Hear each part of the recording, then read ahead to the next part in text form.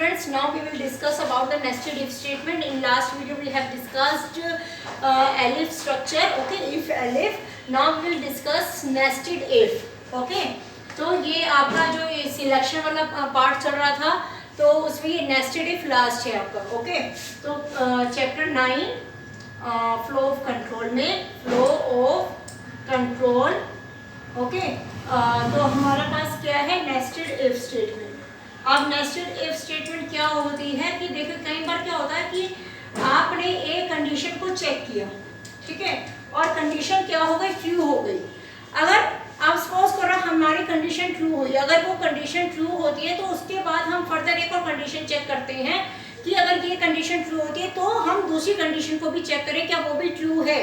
ठीक है, तो इसका मीनिंग क्या है कि जैसे कि आपने मैं फ्लो कंट्रोल से आपको से बताती हूँ स्ट्रक्चर से कि आप ही क्या हुई, कंडीशन 1 चेक की आपने, कंडीशन 1 चेक की. अगर कंडीशन 1 क्या हुई, ट्रू हो गई, ठीक है, कंडीशन 1 क्या हुई आपकी, ट्रू हुई, तो वो क्या चेक करेगा, कंडीशन 2 को चेक करेगा, कंडीशन 2.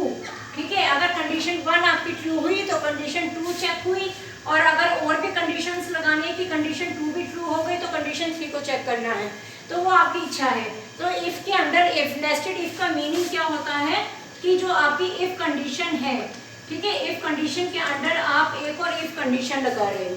ठीक है, इफ के अंदर इफ लगाना कि पहली कंडीशन अगर ट्रू होती है तो दूसरी कंडीशन को भी चेक करें कि क्या वो भी ट्रू होती है. ठीक है, तो हमने क्या किया, कंडीशन 1, अगर कंडीशन 1 ट्रू हुई तो कंडीशन 2 को चेक करे.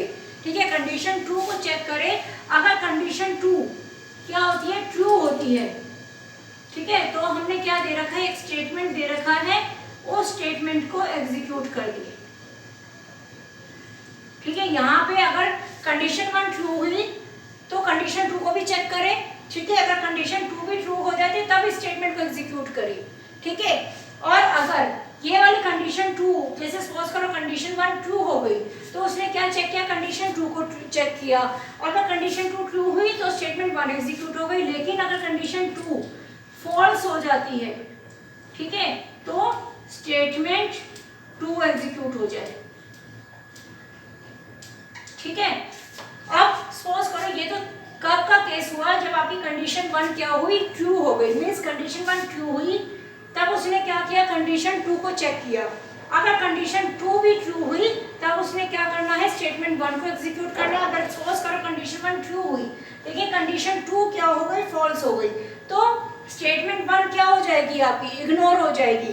तो कंडीशन 2 अगर फॉल्स हो जाती है, अगर कंडीशन 2 आपकी ट्रू हुई तो स्टेटमेंट 1 एग्जीक्यूट हो गई. अगर कंडीशन 2 आपकी क्या होती है, फॉल्स होती है, तो आपका जो स्टेटमेंट 1 है वो क्या हो जाएगा, इग्नोर हो जाएगा, और एग्जीक्यूट कौन सा पार्ट होगा, स्टेटमेंट 2 एग्जीक्यूट होगी.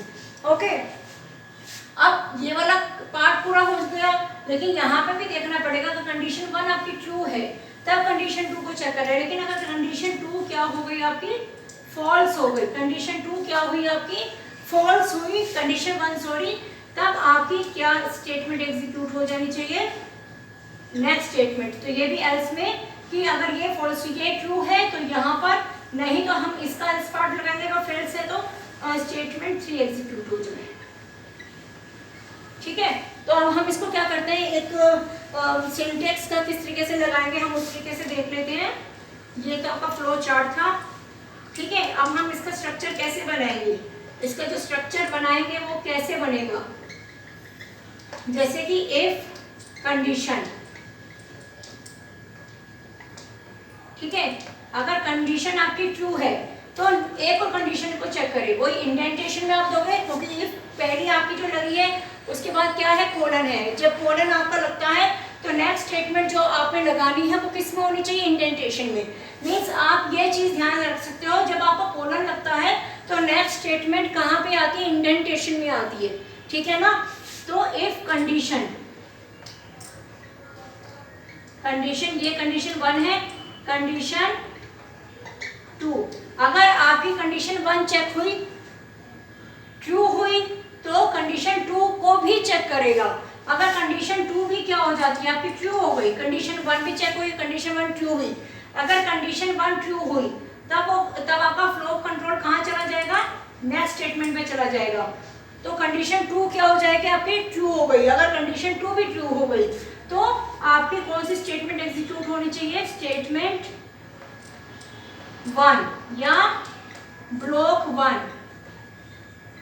1 एग्जीक्यूट होना चाहिए, ठीक है। एल्स, नहीं तो क्या, एल्स अगर आपकी कंडीशन 2 आपकी ट्रू नहीं है तो आपका, अगर सपोज करो, देखो अगर कंडीशन 1 ट्रू हुई तो उसने क्या करना है, सेकंड कंडीशन को भी चेक करना है। अगर सेकंड कंडीशन भी ट्रू हो गई तो ये वाला ब्लॉक 1 आपका एग्जीक्यूट हो जाएगा। अदरवाइज अगर सपोज करो, अभी मैं इतने पार्ट की बात कर रही हूँ, ठीक है, इतने पार्ट की, अगर सपोज करो कि ये इफ कंडीशन आपकी यहाँ पे ये वाली ट्रू हो गई लेकिन यहाँ पे फॉल्स हो गई, ठीक है, तो ये वाली फॉल्स हुई तो ये ब्लॉक 1 क्या हो जाएगा, इग्नोर हो जाएगा आपका, इग्नोर, ठीक है, इसको एग्जीक्यूट नहीं किया जाएगा। फिर कौन सा पार्ट एग्जीक्यूट होगा, इफ वाला यानी एल्स वाला पार्ट एग्जीक्यूट होगा। अगर ट्रू, ये वाला कंडीशन ट्रू नहीं हुई तो ये वाला इग्नोर हो जाएगा और एल्स वाला पार्ट क्या हो जाएगा, एग्जीक्यूट हो जाएगा। तो हम इसको क्या नाम देंगे, स्टेटमेंट 2 दे देते हैं, स्टेटमेंट 2 या फिर ब्लॉक 2, ठीक है। अगर कंडीशन 2 आपकी क्या हो गई, यहाँ से दोबारा देखते हैं, अगर कंडीशन 1 क्या हुई आपकी, ट्रू हुई, तो सेकंड कंडीशन को चेक करेगा वो, ठीक है। ये कंडीशन 2 सिर्फ कब चेक होगी, जब आपकी कंडीशन 1 क्या होगी, आपकी ट्रू होगी। अगर कंडीशन 1 ट्रू है तभी कंडीशन 2 चेक होगी। अगर कंडीशन 1 फॉल्स हो गई, ठीक है, तो ये यहाँ पर फ्लो ऑफ कंट्रोल यहाँ पे जाएगा ही नहीं, ये पूरा का पूरा पार्ट इग्नोर हो जाएगा, क्योंकि ये वाला पार्ट कब एग्जीक्यूट हो रहा है, जब ये कंडीशन आपकी क्या हो रही है, ट्रू हो रही है, ठीक है। ये एल्स किसका है, ये एल्स इस वाले इफ का है, जो इनर इफ है उसका एल्स पहले आता है, ध्यान रखना। अब ये वाला पार्ट तो आपका फिनिश हो चुका है। अगर एक बार फिर से देखते हैं, अगर कंडीशन 1 ट्रू हुई तो उसने क्या करना है, कंडीशन 2 को चेक करना है, ठीक है। कंडीशन 2 चेक करेगा, अगर कंडीशन 2 ट्रू हो गई तो कौन सी स्टेटमेंट एग्जीक्यूट हो जाएंगे, स्टेटमेंट 1 एग्जीक्यूट हो जाएंगी। अगर सपोज करो कंडीशन 2 क्या हो गई, फॉल्स हो गई, तो आपकी कौन सी स्टेटमेंट एग्जीक्यूट हो जाएंगी, स्टेटमेंट 2 एग्जीक्यूट हो जाएंगी। तो ये वाला पार्ट फिनिश हो चुका है आपका, ठीक है। लेकिन अब क्या केस है कि अगर ये कंडीशन 1 ही फॉल्स हो जाती है, ठीक है, तो ये वाला पार्ट तो एग्जीक्यूट ही नहीं होगा, ठीक है, ये वाला पार्ट पूरा इग्नोर हो जाएगा। तो यहाँ पे इसका एल्स पार्ट लगाएंगे हम, एल्स अगर ये वाली कंडीशन 1 क्या हो जाती है, फॉल्स हो गई, तो नेक्स्ट कंडीशन को चेक करने का कोई मीनिंग ही नहीं है। तो क्या करेगा वो, एल्स स्टेटमेंट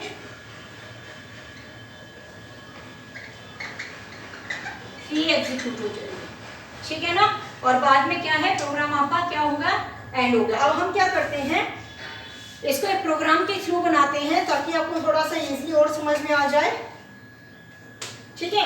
तो अब हम एक प्रोग्राम बनाते हैं नेस्टेड इफ से रिलेटेड। उसमें क्या करना है कि आपको एक नंबर इनपुट करवाना है और आपको चेक करके बताना है कि जो नंबर आपने एंटर किया है वो 0 है, पॉजिटिव है या नेगेटिव है, ठीक है। तो अब हम एक बनाते हैं,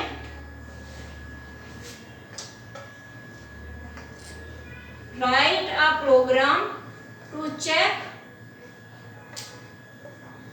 whether the given number is positive, negative और 0। इनमें से क्या है, पॉजिटिव है तो पॉजिटिव बताएं, नेगेटिव है तो नेगेटिव, 0 है तो 0 बता दें कि क्या एंटर किया है आपने, ठीक है। अब हम क्या करते हैं, हम क्या करेंगे, एक नंबर इनपुट करवाते हैं। सपोज करो n equal to input integer number enter करेंगे हम, इनपुट एंटर नंबर, ठीक है। n में वैल्यू चली गई। अब हम n के ऊपर कंडीशन करते हैं। अब n हम क्या एंटर कर रहे हैं, हम 0, 68, -68 कुछ भी एंटर कर रहे हैं, तो हमें बताए कि आपने पॉजिटिव नंबर एंटर किया है या नेगेटिव नंबर एंटर किया है, 0 एंटर किया है। अब n में हमने जो भी लिया है हम कंडीशन लगाते हैं इफ, चेक करें क्या n जो है आपका क्या ग्रेटर देन और इक्वल टू 0 है, ठीक है। अगर आपका n जो है ग्रेटर देन इक्वल टू 0 है, अगर है, ठीक है, फिर क्या करें, चेक करें again, if n is equal to 0। हमने क्या चेक किया फर्स्ट कंडीशन में, क्या n सपोज करो हम क्या दे रहे हैं 68 दिया, सपोज करो हमने n क्या दिया, हमने n इक्वल टू 68। अब उसने चेक किया 68, क्या 68 ग्रेटर देन इक्वल टू 0 है, 0 ग्रेटर देन इक्वल टू 0 है ना, तो अगर 0 है, ये ऐसा है, उसको मिल गई, यहाँ कंडीशन क्या हो गई आपकी, ट्रू हो गई। अब उसने चेक किया if n is equal to 0, क्या 68, यहाँ n की वैल्यू क्या है 68 इक्वल टू 0 है, क्या 68 0 के इक्वल है, ये भी कंडीशन क्या हो गई, ट्रू हो गई। अगर n इक्वल टू 0 है तो यहाँ पे क्या प्रिंट कर दे, प्रिंट you entered 0, आपने क्या एंटर किया है, 0 एंटर किया है, ठीक है। क्या है, आपने n इनपुट किया, आपने फर्स्ट कंडीशन में चेक किया कि ग्रेटर देन इक्वल टू 0 है। अगर n greater than equal to 0 है, इट मींस कि आप पॉजिटिव साइड का नंबर एंटर कर रहे हो, ठीक है। अगर वो ट्रू है, तो अब वो अगर ट्रू है तो इट मींस या तो वो 0 हो सकता है या पॉजिटिव नंबर हो सकता है। तो अगर ग्रेटर देन इक्वल टू 0 है तो हम चेक कर लेते हैं कि n क्या 0 है। अगर 0 है तो ठीक है, यू एंटर्ड 0। अगर n 0 नहीं है, ठीक है, तो इट मींस क्या है, आपने कौन सा नंबर एंटर किया, पॉजिटिव नंबर एंटर किया है, तो यहाँ पे क्या लगाएंगे, एल्स। अगर n 0 नहीं है, मींस ये वाली कंडीशन तो ट्रू हो गई, n greater than equal to 0। Greater than equal to 0 में या तो 0 होगा या पॉजिटिव नंबर होगा। हमने ये चेक किया n इक्वल टू क्या 0 है, अगर 0 है तो ठीक है, उसको प्रिंट कर दे, ठीक है। अगर n 0 नहीं है तो इट मींस क्या है कि आपने कौन सा नंबर एंटर किया है, आपने पॉजिटिव नंबर एंटर किया, you entered positive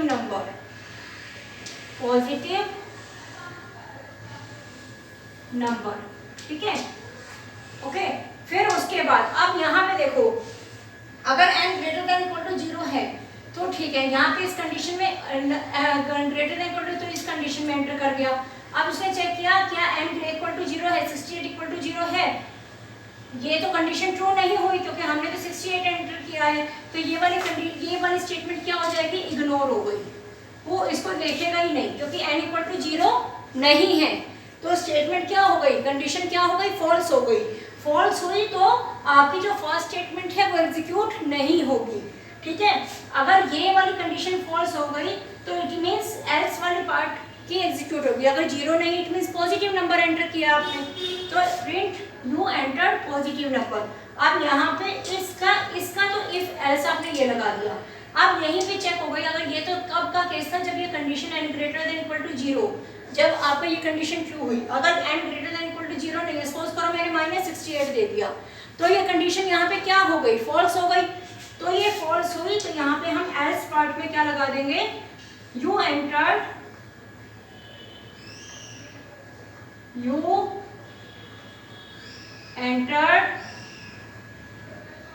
negative number, ठीक है, कि आपने क्या किया है, नेगेटिव नंबर एंटर किया है, ओके। तो ये था आपका chapter 9 nested if statement. Write a program to check whether the given number is positive, negative और 0, ओके।